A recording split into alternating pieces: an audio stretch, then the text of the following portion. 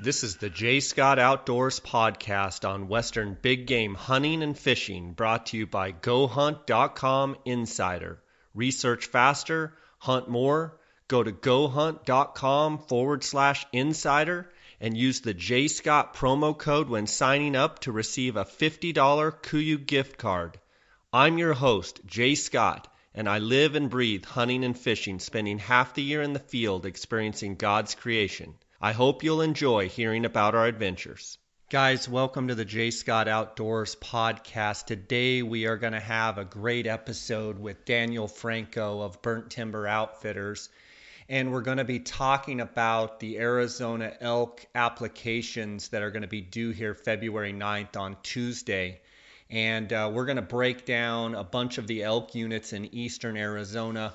3C, Unit 1, 4A, 4B, 23s, and 3B, all 27, a lot of the units on the eastern part of the state. And I also have the next episode is going to air with Steve Chappell of Chappell Guide Service, and we are going to be breaking down Units 9, 10, 7 West, 7 East, Units 1, 3C, 23, all the mid-tier units, the 6As, the 5B Souths, and I'm happy to have both guests on both of these episodes, and hopefully it will help you decide which units that you want to apply for, and hopefully you'll gain some insight. I want to thank our sponsors for all that they do in supporting this podcast, as well as thank you, the listeners. Without your support and without the sponsors' support, we would not be able to have this podcast. So I want to personally thank Western Hunter and Elk Hunter Magazine. I want to thank Utah Hydrographics. I want to thank the Outdoorsmans. I want to thank Phone Scope. And I want to thank Wilderness Athlete. And of course, I want to thank our title sponsor, GoHunt.com Insider. They have been supporting this podcast from the beginning. I also want to remind you the January Insider giveaway is almost coming to an end. And all you have to do, we're about 3 or 4 days away from the end of January, and this month they're giving away 40 double tap ammunition gift cards with the retail value of $100 each, a total value of $4,000. So all you have to do is be an Insider member to win a lot of these great hunts and a lot of these good gear giveaways. We just got off the Coues deer hunt in Sonora, Mexico, where Dar Colburn and myself guided 2 Go Hunt Insider members that won 2 Coues deer hunts. They've given away Dall sheep hunts, mule deer hunts, elk hunts, a lot of great KUIU gear, KUIU backpacks. They gave away 10 KUIU backpacks, 10 KUIU sleeping bags. Anyway, if you're not already an Insider, Go Hunt Insider member, go to GoHunt.com/insider, click on the blue Join Now button, use the J. Scott promo code when you sign up, and they'll automatically send you a $50 KUIU gift card. And again, I just want to thank all the sponsors, and I hope you will support the sponsors that support this podcast. Let's get right to the episode with Daniel Franco of Burnt Timber Outfitters. Tired of relying on out-of-date numbers, spending too much on hunting consultants, and seeing too little results? With Go Hunt Insider, the old way of doing things is over. With the introduction of Draw Odds and Filtering 2.0, you'll have access to the most accurate, up-to-date information in the industry. You can filter by state, species, trophy potential, weapon, specific days or months of the year, harvest success rate, male-to-female ratios, and much more. All of this leads to easily finding the best hunt for you. So what are you waiting for? Visit GoHunt.com/insider and join the movement. Use the J. Scott promo code when signing up and receive a $50 KUIU gift card. Since 1982, the Outdoorsman's in Phoenix has made it their goal to provide the very best customer service combined with the latest and greatest optics and accessories in the business. Outdoorsman's is the leading designer and manufacturer of high-quality tripods and mounting accessories for any hunter's optical needs. Go to outdoorsmans.com or call 1-800-291-8065 and use the J. Scott promo code until February 28th to receive 10% off all Outdoorsman's packs and pack accessories. Welcome to the J. Scott Outdoors podcast. Today we have Daniel Franco of Burnt Timber Outfitters. Daniel is a good friend of mine. He's been on the podcast several times, and I believe he's just getting over sunburn down in Sonora, Mexico. Daniel and some friends went to a ranch that Dara and I had put them on, and as sometimes how it goes, you take your brother-in-law and he shoots a big giant buck. What do you have to say for yourself, Daniel Franco? All I've got to say is my brother-in-law is a scumbag. And that's all I'm going to say about that. No, that's awesome. When I heard the report, I just laughed because it's just perfect for all the guys you take, and you know your brother-in-law shoots a big giant buck, and you guys did well. But Andrew shot a 125-inch type deer? Yeah, 125 buck. First trip down, first day. I'd even go as far as to say possibly one of the first bucks he glassed up that day, and they lost him for a little bit. He got over the hill, so they actually moved, repositioned, and I'll tell you, the stars aligned because they picked him up at about 4:00, and he was heading right to them. And he ended up, they didn't even move. They just basically got set up, and the buck ended up walking clear down and got as close as 400 yards, and he smoked him. So definitely, definitely his buck for sure. You know, the deal is when your brother-in-law shoots anything, it doesn't matter if the real story is that he hiked, 6 ridges over, up and down, spent all day, no water, shot him offhand at 600 yards running. It doesn't matter. It's just human nature. You're always going to tell the story that your brother-in-law, was sitting there and a big buck walked right to him and he shot him. Oh yeah, absolutely. And so, absolutely. You had a good time down there? We did. We had a good time. Beautiful country. Like I said, you put us on a pretty good ranch, and we had a good time. There were 6 of us, and with Andrew's buck, we ended up averaging just over 105. So. Nice. Quite a few bucks in that 100 to 105 range, and one just under 100. So, yeah, I've had a lot of mixed reports from guys. A lot of guys are reporting a lot of nice deer down in Mexico, and then I've probably talked to 6 or 8 groups that went down on good properties, on good ranches that usually historically produce year after year, and just a lot of that same, 95 to, 105 type inch bucks, and not a lot of reports of big bucks. And then you talk to a few guys that, said they had a better than average year. I think it's one of those things like Dar and I always talk about. It's just one of those things you just got to go. And some years it's your year and some years it's not. And, it's really hard to put your finger on what makes it your year, but just sometimes it is and sometimes it isn't. How was the rut for you guys? I think you guys went a couple days. We went down to our ranch on the 7th, and we had that big rainstorm. Mm-hmm. I believe you guys went down on the 10th. How was the rut for you guys? It was good. I mean, pretty much from day one, that buck that Andrew killed, he was with a group of does, left them, went and checked another group of does, and then was on his way to check the third group of does when Andrew shot it. Quite a bit of traveling. From the get-go, we were seeing, mature bucks with does, running, chasing, snorting, grunting. Just the whole 9 yards. It was great for us. And like you said, we were there the 10th through the 16th. And it was great. We saw good rutting activity every day.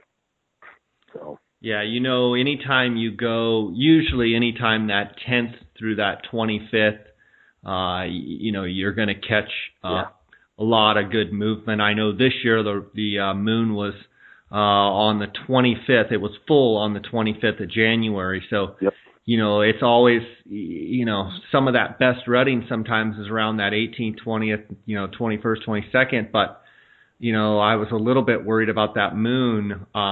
We had our first group, we actually, were unloading the trucks in the rainstorm and what have you, and then it broke, but it was cold that whole first week, and we actually had pretty dang good deer activity and deer movement. Mm-hmm. Pretty good rutting activity, for that week.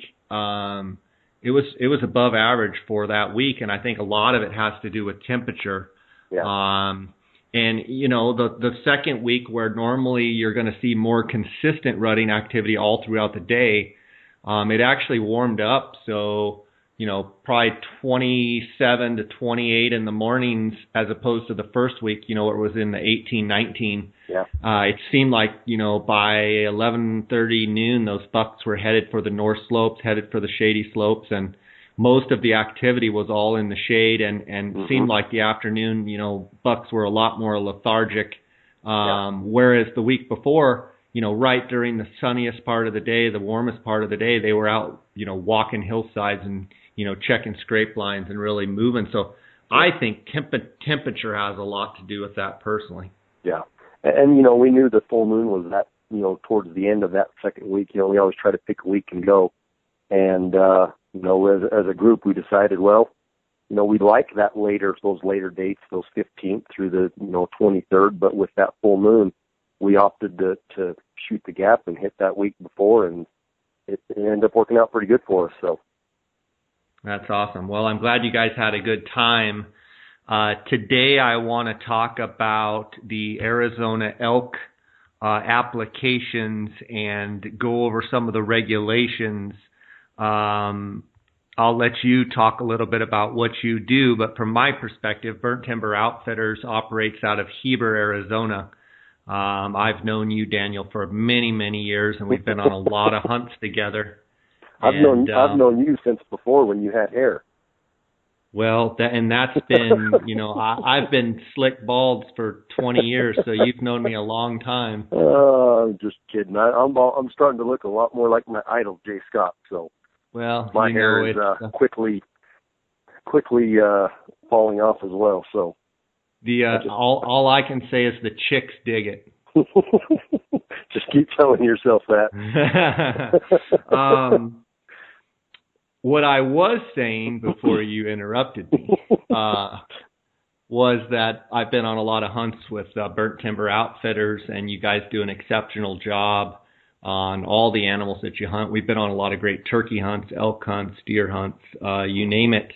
And your bread and butter units are right there out of Heber, especially born and raised there in Unit 3C, lived there your whole life, 4B. 4A, 23, Unit 1, 3B, all that country up there, 4A, 4B. I wanted to talk to you about the elk draw. It seems I'm getting a bunch of calls daily here with guys with points wanting to know what to do. Mm-hmm. And I think one of the things that's got everybody stressed out is I've had a bunch of guys call with a lot of points, and they feel like they've been putting in so long, and now finally, where they thought they were going to have a real good chance to draw, a lot of them are, a little bit upset that, they can finally see the light at the end of the tunnel, but now with the new regulations that 5% are going to go, of the non-residents are going to go in the max point pool drawing, and then 5% just go to random, it actually is going to hurt the guys with the most points. But on the other hand, the guys that have virtually no points or, 5, 6, 7 points, they actually now mathematically have a chance to draw in the random pool where, take for instance a Unit 9 archery elk. Let's say it was mandatory that it took 17 points as a non-resident to be in that max point pool.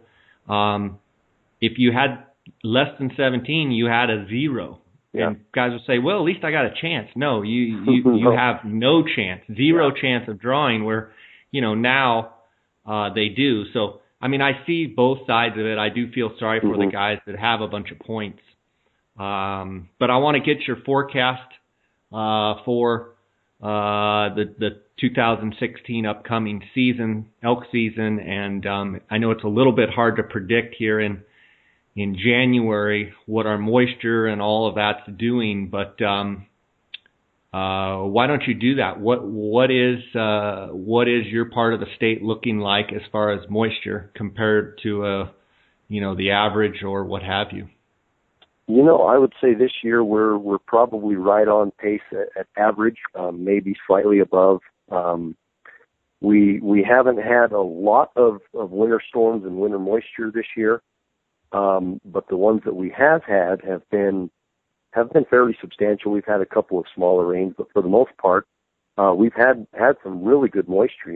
We've had quite a bit of rain and sleet this year, which is kind of odd. Normally we're sitting under 6, 8, 10, 12 inches of snow. This year, in fact, here just recently, the beginning of the year, we had a really good storm roll through, and it didn't dump a whole lot in Heber, but as far as the Mogollon Rim was concerned, the little town of Forest Lakes, which is about 15 miles away from Heber, all of that higher country, it got probably on that first storm somewhere around 24 inches of snow, and then a couple of 4, 5, 6 days later, another storm rolled through and dumped about another 2 feet of snow. So there at one point, the top of the Mogollon Rim in Forest Lakes was sitting under 4 feet of snow, and even today, that's been close to 2 weeks ago. Even today, I'll bet you there's still probably 18 inches of snow up there in a lot of that higher country, especially a lot of those north slopes. It hasn't melted off. A lot of moisture on the ground, seeping into the ground, running. The creek in my backyard that basically is fed off of this high country. It's been running now for probably the last week. We've had a little bit of water running down it. So I would say on the moisture we're in great shape right now with it being the middle to end of January. So I would forecast as far as moisture is concerned, I think we're going to be good. I think we'll be every bit of average, if not slightly above average on moisture and feed. Last year was a great year. I'm sure that's going to help to carry over. So I think we're going to be in really good shape this year. Good. And, a lot of times we get quite a bit of moisture here in February and March coming up. Mm-hmm. And so we can hope for the best. I want to talk about your bread and butter unit, the one you live in every day, 3C. Mm-hmm. And 3A, 3C is the archery tag. And I want you to go through how many archery permits and if there's any change from last year, and walk me through. I'm looking at the Go Hunt Insider chart, and it looks like the resident for 3A, 3C, it's 10 points, early rifles 19, late rifles 6. For non-resident, it looks like it's 13 for archery season and 7 for non-resident for the late rifle. Tell me what your thoughts are on 3C archery and on that 3C early rifle, and then into the 3C late elk, what guys can expect. Okay. Well, this year in the 3C archery, there is no change. There's still 125 archery bull tags in conjunction with the 50 archery cow tags that unfortunately are at the same time, but that's just the way it is. So there's 175 total hunters in the unit during those 2 weeks of September. Those numbers are right on. I was actually just looking at them the other day. There were 2 residents that drew tags in the max pool with 10 points. So typically, based off of last year, anybody with 11 or more points residents was pretty much guaranteed a 3C archery bull tag. For the non-residents, it was 13 and up.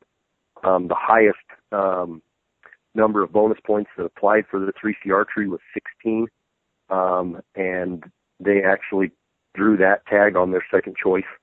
So as a non-resident, with the change that's taken place this year in Arizona, it's really hard to say. I mean, we could guess all day long, and without a crystal ball, it's hard to really, decide what that point total is going to be. I would assume it's probably going to be somewhere in I think this first year it'll probably creep a point. I think a non-resident with 14 points has a pretty good chance of pulling that tag in that max pool. And the resident pool, because of this change, they're now going to allow, typically in these premium units where you've had, like 9 and 10 and 1 and 23, well, 23 is kind of out of it, but 3C, where you've had 10% going to non-residents and 10% going to residents in that max pool. Now you're going to have 5% going to non-residents and 15% going to residents. So I actually think you'll start to see that number drop a little bit for your residents, for your max pool. So this year I think it could be those with, quite a few of those with 10 may get tags, whereas last year there was only 2 of them. Yeah, I totally agree. Daniel, let's take a quick break here to hear from our sponsors, and we'll get right back to the numbers here. You bet. Have you guys heard about PhoneScope? PhoneScope is a privately held company that makes custom-molded, precisely engineered smartphone digiscoping adapters. Photographing wildlife has never been easier. Take digiscoping photos and videos from your smartphone and share them with your friends. PhoneScope stands behind their product with a 100% money-back guarantee. PhoneScope is the future of digiscoping. Get yours now. Use the JScott16 promo code and receive 10% discount on all purchases. Check them out at PhoneScope, that's PhoneSkope.com, or on Instagram at PhoneScope. Wilderness Athlete is committed to improving the health and quality of life for the outdoor athlete by providing field-tested, scientifically validated nutrition and sports performance product formulations. Check them out at wildernessathlete.com and use the JScott promo code to receive 10% off any order in January 2016. Okay, so you actually think that the point creep on the non-residents obviously is going to go up because they're decreasing by 50%, going from 10 down to 5. But you actually think because the residents then will actually get 15% of those tags, you think that actually the number for the max points for residents is going to go down. I absolutely think that makes a lot of sense. I mean, just looking at the numbers statistically, that's bound to happen. Yeah, I think so. And that's it. It's kind of a win for residents. And I'm kind of in the same boat as you. I know a lot of non-residents that have been applying for Arizona for a lot of years. Trying to get that one coveted Arizona elk tag, and a lot of those guys are. I mean, I've heard it from numerous guys this year that, I might as well not even put in for Arizona anymore. I'm not going to get a tag. There's no way. In reality, you are going to still get a tag. It may take a year or 2 or 3. And nobody really knows what this change is going to do to that point creep for your non-residents. I know it's going to go up. How much? I don't know. I really can't answer that. But the beauty of it is there's been a lot of non-resident guys that we've guided in the past that have, been applying for a lot of years, finally drew their Arizona elk tag. And once they did, they thought, well, I don't have max points for deer, so I'm never going to draw the strip. I'm never going to draw a sheep tag, so I might as well quit applying in Arizona. And they do. And, and I think that's one of the things that has driven this change, obviously, by the Game and Fish is trying to retain a lot of that hunter revenue from the non-residents that, once they draw their elk tag, now what? Yeah, they don't even try. I agree with you. I want to ask you about the archery season. It's archery season across the state for elk start on September 9th this year. And to me, that's pretty darn early. It makes me a little bit nervous But I know some of those units up there that you operate in, especially 3C, sometimes those bulls on a good moisture year can get real fired up, and they'll be cranked up and bugling pretty hard. I'm curious what your thoughts are on the timing of the season dates. Well, here's my opinion, according to me, obviously, but it is. The 9th is early. In fact, it matches one of the earliest dates that our archery elk season has ever started.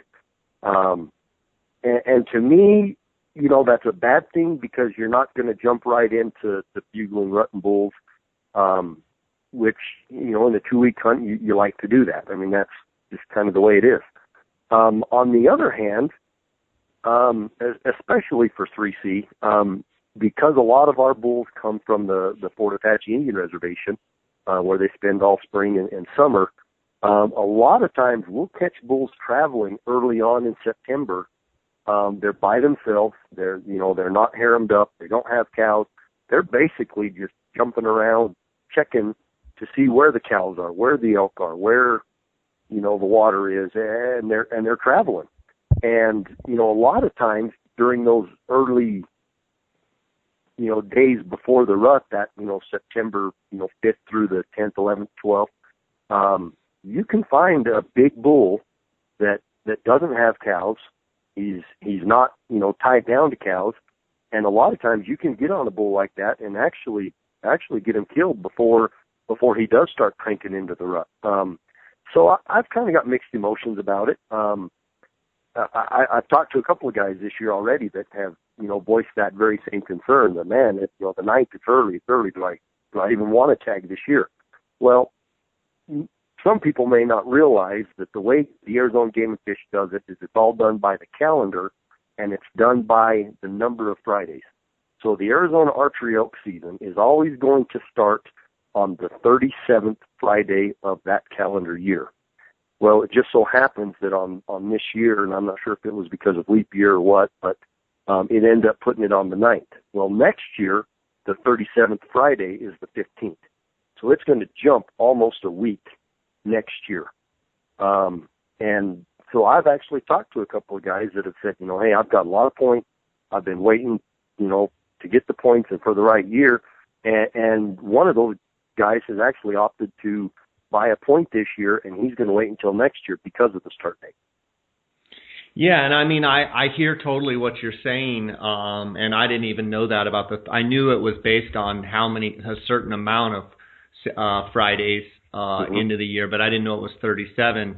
And I actually had a conversation with a guy today, and I said, I'm not sure if it's usually about the 9th is about as early as it goes. Yeah. And I said, I'm not sure if it starts going 10th, 11th, 12th and bumps back, but that makes perfect sense. I guess that it's going to be the 15th next year. Mm-hmm. But I do have to agree with you a little bit. I've seen on good moisture years, I've seen where some of those big bulls are out looking around. They're not haremed up. They're not with cows, and you can actually find a big bull. You have to get on them pretty quick and get on them and get killed. A lot of times you might have just one opportunity, at him, or maybe a morning, maybe you can get back on him in the evening, and then he's off to the races, checking cows again, just kind of checking conditions. But, I've seen, and I've had some buddies call in, big bulls just come strolling in, big bulls that you would never think you could call in.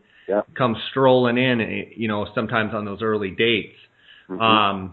Tell me about your success. You guys have done very, very well in 3C, and quite honestly, have shot some fantastic bulls. And a lot of times where guys are waiting for, quote unquote, a 9 or a 10 bull or a 23 bull, you guys have been shooting them in 3C. You've had some very good success over the years.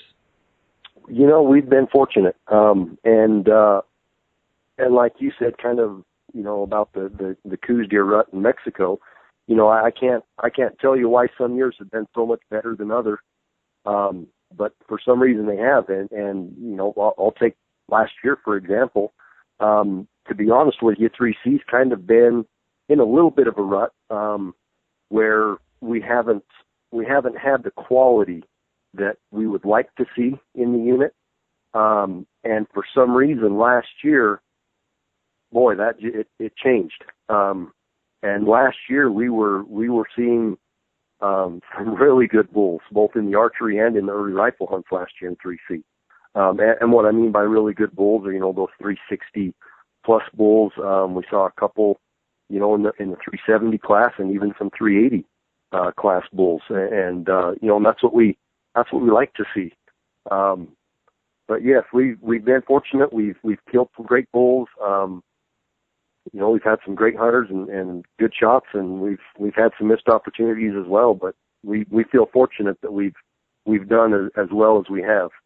And typically on the 3C archery hunt, I'm not going to blow smoke. I'm not going to lie to somebody. I know a lot of these guys, have 15, 16 years of applying and the time and the money that's invested into these, drawing an Arizona tag. So I'm one of those guys that I'm not going to lie to you. I'm going to tell you how it is. And if anything, I'm going to downplay it a little bit and hope that we do better than that. And if so, then I look like the hero. So typically with a lot of our guys, I'll tell them, on a 3C archery bull hunt, for example, that, it's really hard to walk away from a 350 class bull, during that hunt. I mean, it's doable. We can, and we can look for that next step up.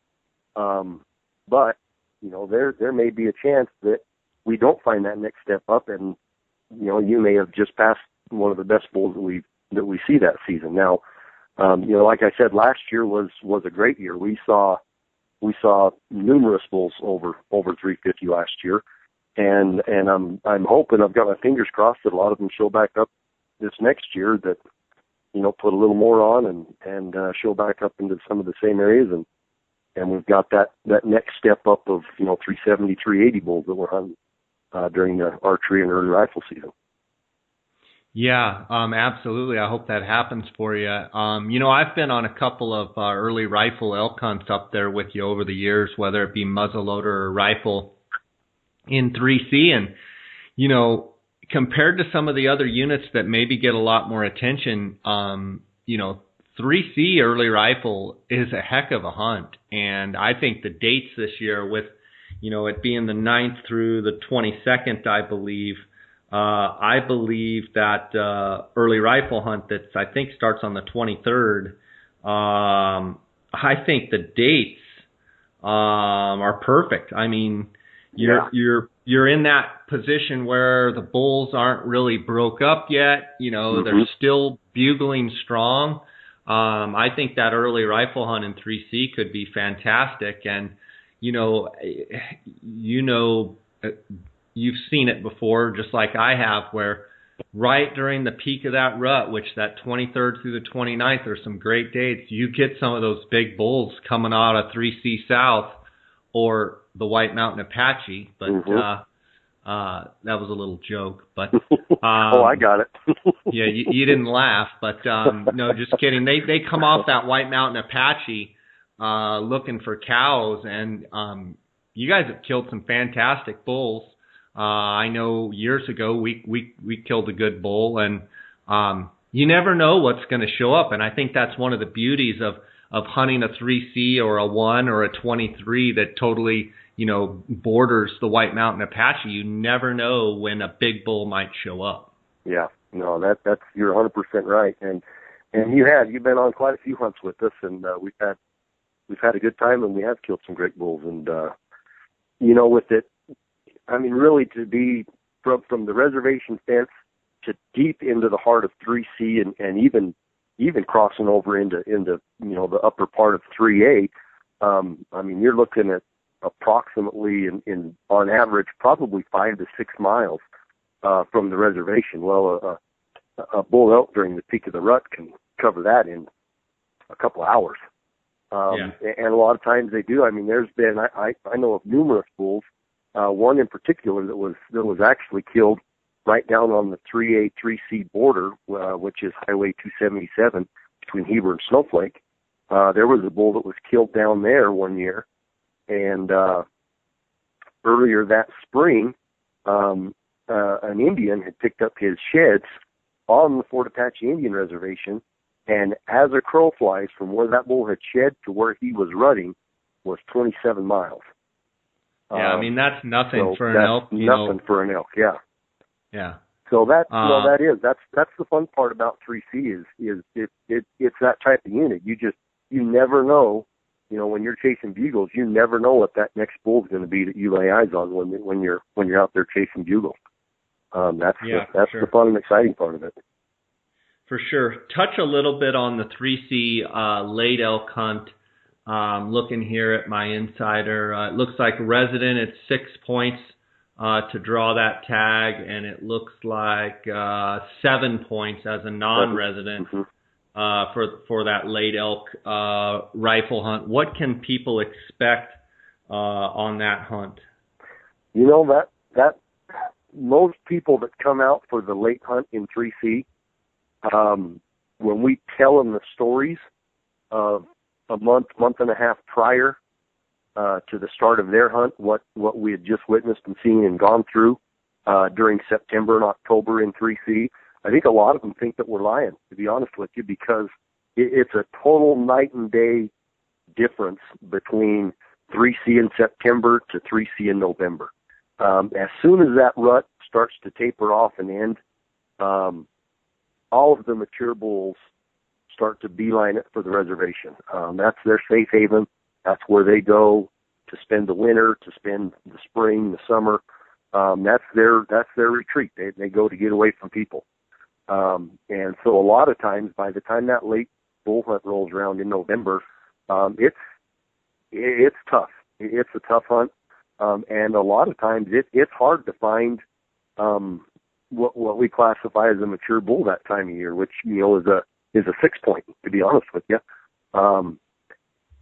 However, with that said, the last couple of years we've been really fortunate. We've killed some really good bulls on the late hunt.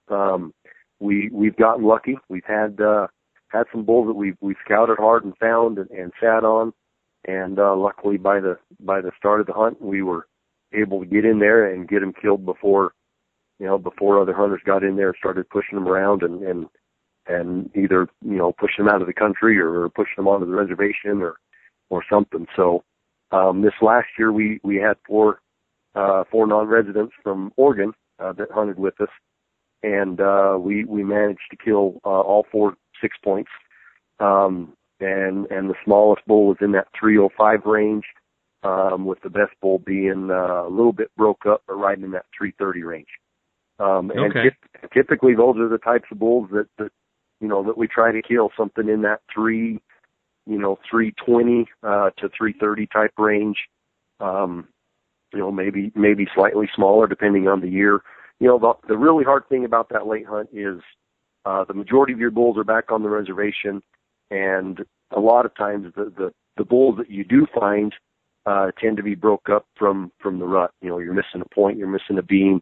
We had a bull 2 years ago that would have been a great late bull, but he was missing from about his G3 up on his main beam. He had just snapped half of his horn off. So that makes it tough. It makes it hard to try to find a trophy bull on those late hunts during that time.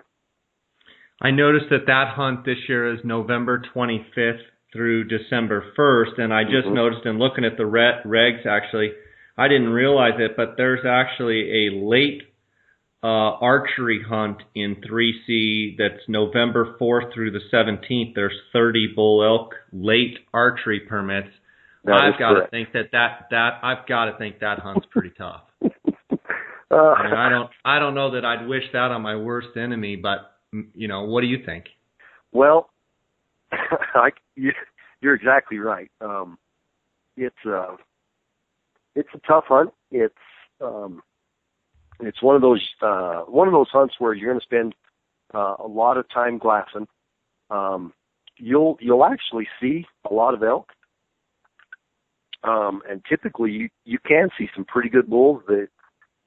The biggest trial and the hardest thing to overcome on that hunt is it's November. All of the oak leaves, any type of leaf is going to be on the ground. It's going to be crunchy. It's going to be noisy. A lot of times by then we've had snow, so you're dealing with crunchy snow, and those bulls once that rut's over, I mean their biggest concern with life is bulking back up for the winter and getting away from people. So a lot of times you're going to find them off in the nastiest, roughest country you could find. That's where they're going to go to get away from everybody. And you can find bulls that time of year, but getting within bow range is a whole other story. It can be a really tough hunt if you can look out and catch a dry year. I know of a few guys that have been able to kill bulls off of water during that time. 3C is kind of a wet unit, so sitting water typically isn't one of its strong points for archery elk hunting. But if you can catch a dry year, then it's doable. I'll be honest, I've been out those 2-3 weeks prior to the start of the late hunt, as soon as the mule deer season's over, scouting for those late hunts. And I think I've only ran into archery hunters 2 or 3 times. 3C is a huge unit. There's only 30 tags. Typically, you can hunt the entire unit and never see another hunter. That is one of the nice things about it. But finding a bull is a whole nother story. So very tough hunt, very tough. Let's stay right there in that region before we hop over to 1. Let's talk about across the road, 4A, 4B, and tell me, that's going to take a lot less points. I actually don't even have it on my chart here. Tell me about the 4B hunt. What is it, 5 or 6 points as a non-resident? It's actually crept up to 7. It's been taken 7 points to draw a 4B archery bull tag. There's 125 tags, same as 3C. The unit's about the same, maybe a little bigger than 3C, but not all of it is elk habitat. A lot of it is antelope, wide open flats country, the further north you get.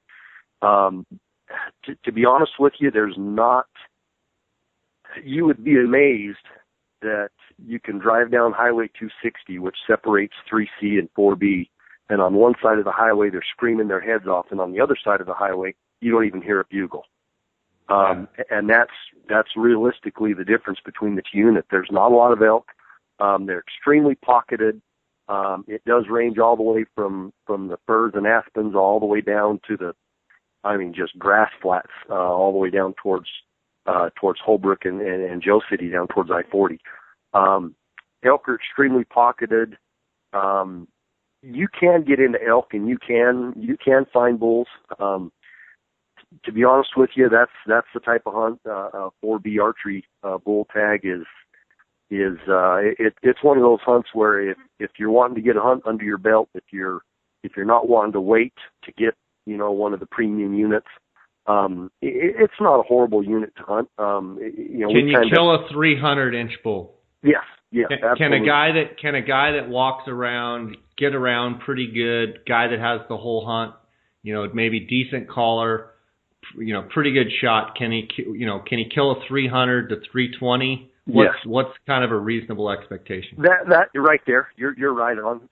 A 300 to 320 type bull. You better think long and hard about shooting him. Typically, we prefer to stay in 3C in Unit 1. Every now and then we'll go to 4B if we aren't full with clients in the other units. But if we do, I'll flat out tell my guys, if we're hunting 4B, you better think long and hard about shooting a 320 bull, because it may be the last one you get an opportunity to shoot at. Yes. I mean, there's that possibility for that 330, 340, and even into the 350s. There's been some great bulls killed out of 4B. But by no means should you expect it, going into the hunt. It's going to be a tough hunt. It's not uncommon not to hear bugling in the morning or an evening. It's fairly common in that unit to go into that unit and, spend a whole morning running around and listening and calling and not hearing a bull bugle. They have started to manage it a little better. They've cut the tags down. They cut the cow tags way down. The bull tags they cut down. They used to have an early rifle hunt in 4B. They've actually done away with that the last couple of years. So they're trying to get the numbers back up, get the quality up. So that's a good thing. Right on. Let's take a quick break here. Hear from the sponsors. We'll get right back and let's talk Unit 1. Okay. Whether you are interested in elk, deer, antelope, bighorn sheep, or moose, Western Hunter and Elk Hunter magazines will bring the adventure to your mailbox. These publications feature articles on the finest hunting gear, tips and tactics from experienced hunters, field judging trophies, glassing techniques, calling strategies, and much more. To become a more knowledgeable and skilled hunter, subscribe today. Go to westernhunter.net/jscott and enter your email address for a chance to win a $1,500 credit towards any Swarovski product. Utah Hydrographics is in the water transfer printing service, and they are open to whatever you can dream up. Choose from a wide range of camo patterns, designs, and colors. Whether it's guns, bows, tools, rifle stocks, vehicles, steering wheels, fenders, dashboards, paint guns, fishing rods, cups, tripods, watches, knife grips, helmets for a local sports team or for your motorcycle, picture frames, mailbox, animal skulls, you name it, they can probably do it. Utah Hydrographics loves taking things that are general looking and turns them into something that looks fantastic and eye-popping. Give them a call and see what they can do for you and receive up to a 10% discount by using the JScott16 promo code. Visit them at utahhydrographics.com or on Instagram at Utah Hydrographics. Okay, Daniel, let's talk Unit 1, but just real briefly touch on 4A. I have very little experience in 4A. I did hunt it one time, maybe 20-some years ago, and beautiful country. Had some high country, had some low country. Seemed to be a reasonable amount of elk. Seemed like the size was much like the 4B, kind of 300 to 320, maybe a chance at, maybe see a 340, 335, 340, maybe every once in a while a 350 bull. What's your take on 4A? 4A it's similar to 4B in that aspect. I'll tell you this, there's a lot more elk in 4A. 4A is a pretty big unit. It's a big unit, and like you said, it goes from the highest of high country, it goes from about 78, actually I think it even goes higher than that, but roughly about 7,800 feet, all the way down to Winslow, which is got to be somewhere around 4,000 feet, 4,500 feet. It's a huge area. There's a lot of elk. There's not a lot of big elk, like you said. I mean, it's one of those units where, and I know a lot of guys that put in for it, and a lot of guys that hunt it, and they do it because it's a fairly easy draw. I think as a resident, there's a group of 4 guys that have put in, over the last 10 years, and I want to say they've had 5 or 6 archery bull tags, which is great for them. But they know that, if you see a mature 5-point, you probably better shoot it because it might be the last. It does have some pretty good bulls. They're just hard to find. There's a lot of elk. There's actually not as many tags. There used to be a lot of tags. This year they've cut it down, or they continue to cut it down. Yeah, 165 on the bull tags.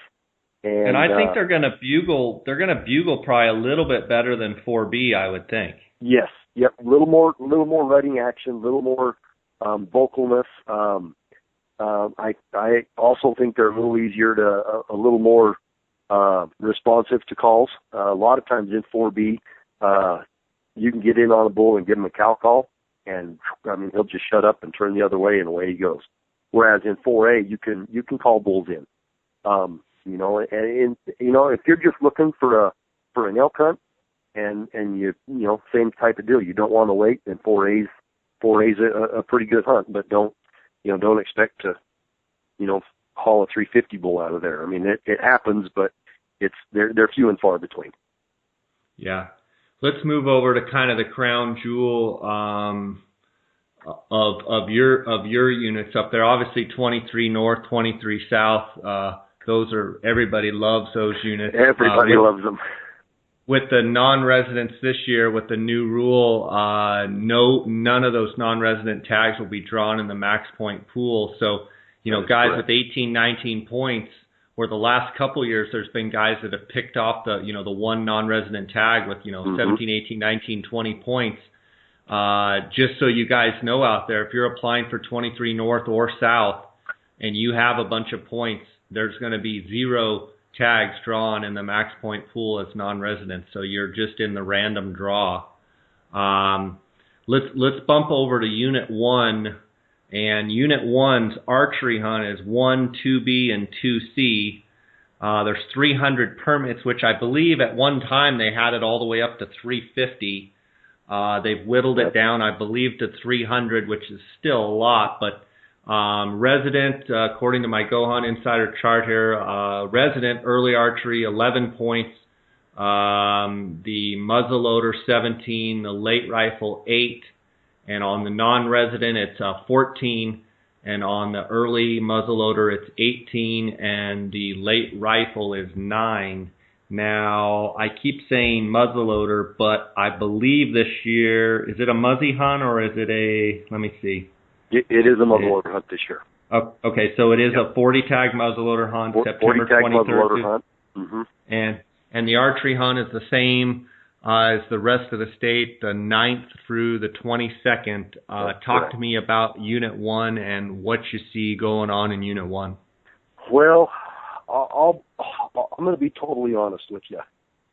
I personally think that Unit 1 could be the best unit in the state for trophy elk, for quality. However, that 300 tags, you've got 300 bull tags and another 75 cow tags. Unit 1's a huge unit. It's got a lot of elk. But, I mean, it's not that big of a unit, and it doesn't have that many elk, if you know what I mean. There's just, for Unit 1 has kind of turned into to Unit 9 and 10. One person draws the tag. They've got 4 buddies that accompany them. And, I mean, I don't care where you go in that unit, unless you've got a little pocket of bulls way out in the middle of 2B that nobody else knows about, you're going to run into hunters. I can't think of a single day that we haven't spent in Unit 1 where we haven't ran into other hunters. It's a problem. It's a huge problem. And unfortunately, it's hard enough to beat an elk at his own game when it's one-on-one. But when you're trying to beat a bull elk at his game plus 4 other hunters, it virtually makes it impossible. And that's one of the biggest frustrations and problems with Unit 1. It's a great unit. It's got, I mean, every type of terrain that you could ever ask for. And I'm not saying that people don't kill great bulls out of Unit 1. They do. It makes it really hard to kill those big mature bulls when every day, every morning, every night they're getting bumped and pushed by hunters, and they know the game. I mean, sooner or later they push down into a little pocket, they shut up, and nobody finds them, nobody kills them, and unfortunately, we've noticed it here the last not so much 2 years ago, but last year. With the huge amount of hunting pressure that they see in Unit 1, it rolls right over into that early trophy hunt, the rifle or the muzzleloader. Last year, it seems like they struggled quite a bit. There was the 40 early rifle tags last year in Unit 1, and I heard rumor of a bull that was over 4 that got killed. I heard rumor of another bull that was in the 370s, and then everything else seemed to be kind of trickling down into that 360, 350, 40, 30 range. That's the biggest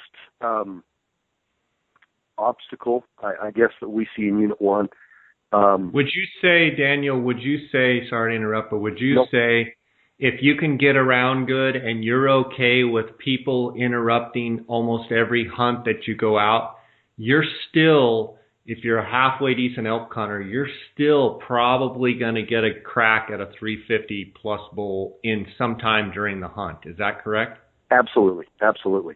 And you know, I'll be honest. The quality in one is quite a bit better than 3C. I mean, there are some fabulous bulls in Unit 1. And you know, over the last couple of years, we've seen some great bulls.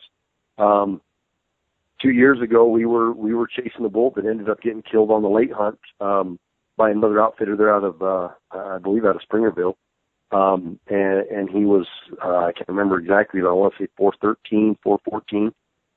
You know, that's the beauty of Unit 1 is you know, you can shoot for that 360, 370, 380, and there is the potential to shoot something even bigger than that. It's a great unit. The quality is there. The trophy aspect is there. You know, another issue that we have started seeing quite a bit in Unit 1 is it seems like the bull to cow ratio is off quite a bit. What do you mean? Which way?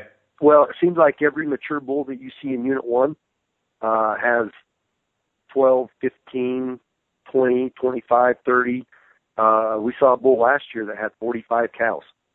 You know, that creates. So you've got 80 something eyes looking at you when you're trying to sneak in on them. Yep, and Unit 1 burned, you know, here a couple of years ago with that wallow fire. So you can imagine being out in the burn where you've got very, very limited cover, and you've got, you know, this 375, 380 bull with 45 cows. It's like, well, you can sit there and look at them all day, but it's a whole nother story trying to get in close enough to get an arrow in him. With all the rat race of the people and all of that going on, do they still bugle surprisingly well? You know, they do. You know, you've hunted elk long enough and you've seen it. You know, when an elk gets bumped and his cows take off, he's right on their tail and he screams the whole way. Well, he's going to scream 3 canyons over where somebody else is going to bump him. He's going to turn and go, you know, 2 canyons to the south and probably get bumped there. And so even with all the movement and the commotion, they're still very vocal. And I don't want this to come off as being, you know, 100% negative. It's still a great hunt. It's still, you know, realistically, a guy can go in there with an expectation of shooting a 360, you know, plus bull in that unit. It's doable. It's just, I actually spent a couple of days up there last year, and man, I was surprised that we were hiking in 3 and 4 miles to try to get away from people and still running into people. It you know, it was a little bit frustrating to me, where, you know, typically I spend a lot of my time in 3C, and I can honestly say that in the last 3 or 4 years during the archery elk hunt, I can think of 1, maybe 2 times where I've ran into somebody else out in the field chasing a bull. So it was a complete 180-degree difference from what I was used to in Unit 3C going up to Unit 1 and having people everywhere. But it's like I said, if they didn't have that many tags in that unit, without a doubt in my mind, that could be the top elk unit in the state. Yeah, I mean, I think if they had it back where it used to be for a long time, 150 archery bull tags. Yeah, it used to be at 150. I think it would be probably one of the most unbelievable elk experiences that you could get anywhere. Absolutely. And I don't know that there's any solution there other than maybe have more late tags. I don't know what the solution is if they need to kill so many bulls, but dang, I wish they'd lower it down or just to have a quality hunt. Now, I'm going to throw this out there. It's my podcast, so I can say whatever I want. Yes, you can.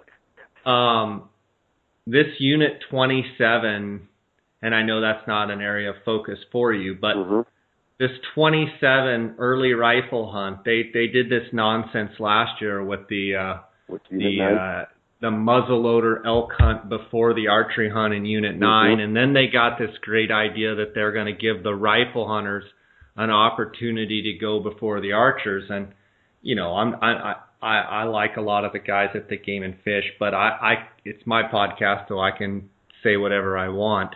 I think it's nonsense, absolute ludicrous that they would put the rifle hunt in front of the archers. I don't like it. I don't think I'll ever like it. You know, hypocritically, with that being said, I think you could go in there in Unit 27, even though they're probably not going to be cranked full bugling, but you could probably kill a big bull on that rifle hunt in 27. I don't like it.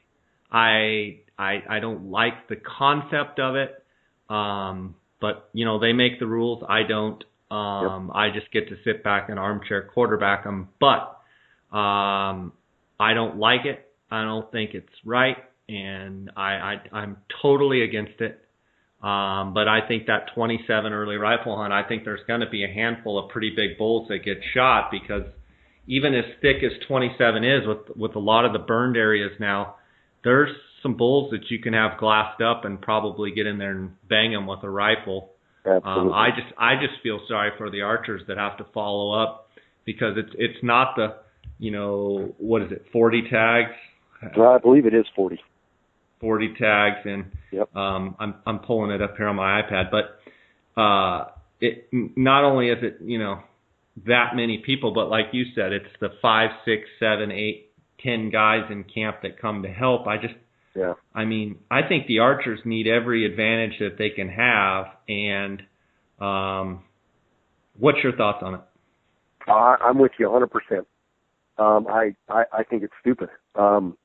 You know, and I didn't, it's kind of crazy. I didn't hear a whole lot about the Unit 9 early muzzleloader hunt last year. I know you were up there during that time, but it seems like they didn't do quite as good as they thought they were going to do. I know I heard of one big bull over 4 that was killed on that early muzzleloader. But other than that, I mean, you tell me. I wasn't in Unit 9 last year. You were. They did kill a couple big bulls, and I think anytime you give, you know, the hunters are getting so good these days, and anytime you give them, you know, a free run at glassing those bulls up before they've had any pressure at all, you know, most of the time before these archery hunts, we always have a few big bulls picked out, and if you can shoot them from 200 yards, they're dead. Oh yeah. And unfortunately, you know, you're chasing them with a bow, and you're limited to, you know, 40, 50, 60 yards, whatever you can shoot. And, you know, they're out there out of range, but boom, you scout all summer. You're in there, you know, 10 days, 2 weeks before the hunt, you glass those bulls up and you can whack them. I'm just against the concept. I feel sorry for the Unit 27 archers. With that being said, I can tell you in Unit 9 last year, because of the later dates, in that second week, the bulls did seem to bugle pretty good because of that, you know, bumping it back a little bit. So I think from a bugling perspective, I think 27, you know, that second week in 27, they'll probably bugle pretty good. Unfortunately, I think, you know, 10 or 12 of those big bulls will be dead in the back, you know, headed to who knows where in the back of someone's pickup truck. Yep. You know, when that was the first thing I looked at when the proclamations came out online, as I looked to see it, you know, Unit 9, to see if they had left that muzzleloader hunt early. And when I saw that they had plopped it back the way it should be, I was actually, you know, kind of happy about it. I didn't even look at any other unit, because in my mind, I thought, oh, good, they realized what a dumb thing that was. They fixed it, and let's move on, you know, the way it should be. And then somebody told me, oh, did you see what they did to 27? And I couldn't believe it. I thought, you got to be kidding me. So, yeah, you know, I'm with you. It is what it is. They're the ones that ultimately make the decision, but I'm with you. I think it's stupid. 1 2B2C, I'm looking at the late rifle for resident, 8 points. I'm looking at 1 2B2C late rifle for non-resident, 9 points. I know you've been on that late hunt in Unit 1 for elk. I'm looking at, let's see, I'm kind of dropping the ball here, but 325 late rifle tags. How is that as a late hunt? I've got it that it's a pretty good late hunt. It is. It's a good late hunt. It's better than 3C. I know last year Unit 10 had a pretty banner late hunt year. Seems like they killed a lot of really big bulls on that late hunt in Unit 10 last year. But typically, I would rate 23 as probably, if not the top one of the top late units in the state, and I would follow that up with a Unit 1. It's a great late hunt. There's 325 is a lot of people, but for some reason on the late hunt, we can get away from people. We're able to get into places where we don't run into a lot of people, see a lot of elk, and typically we're looking for those 330 and better type bulls.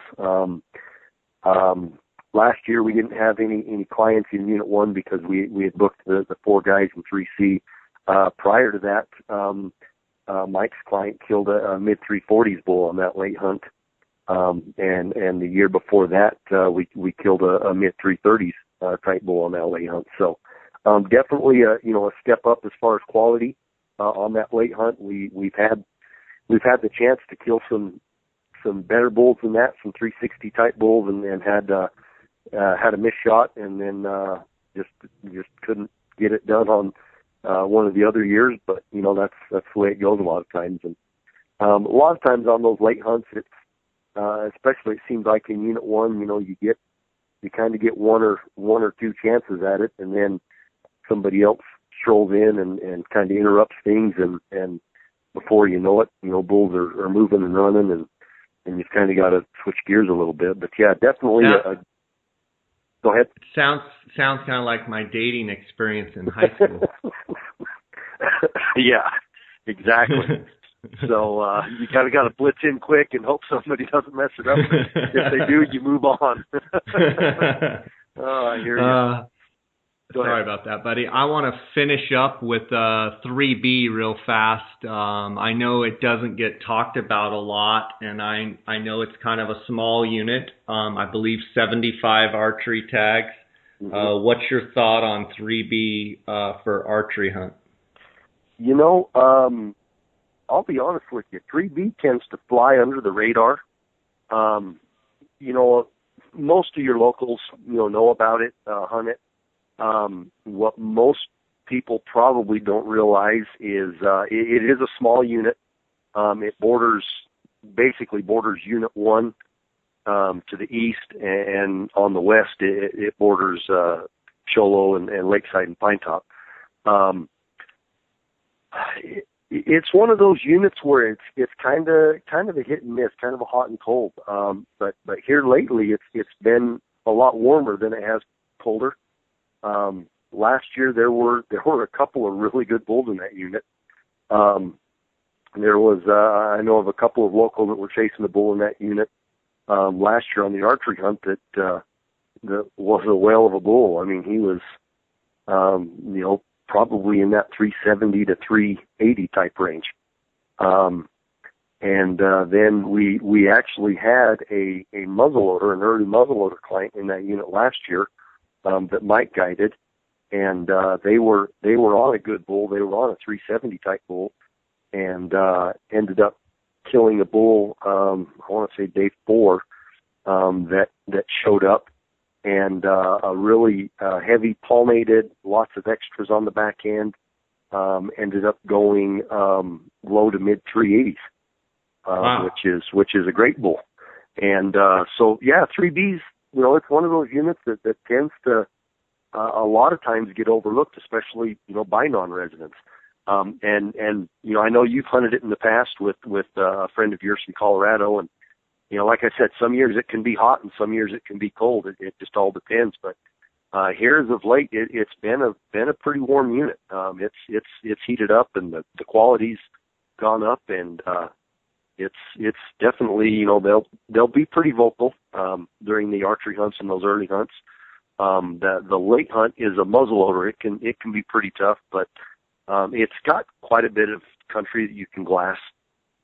It's got some vantage points, so it's a better unit than a lot of people give it credit for. Well, that's awesome. It's glad to hear that it's doing well. Daniel, it's been awesome having you on here. You're a wealth of knowledge.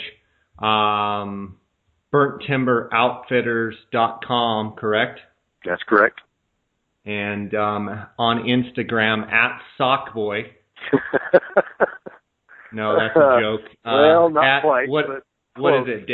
Daniel _ BTO, or what is it? Franco _ BTO. FRANCO. Yep. Follow Daniel on Instagram, Facebook, Daniel Franco, BurntTimberOutfitters.com.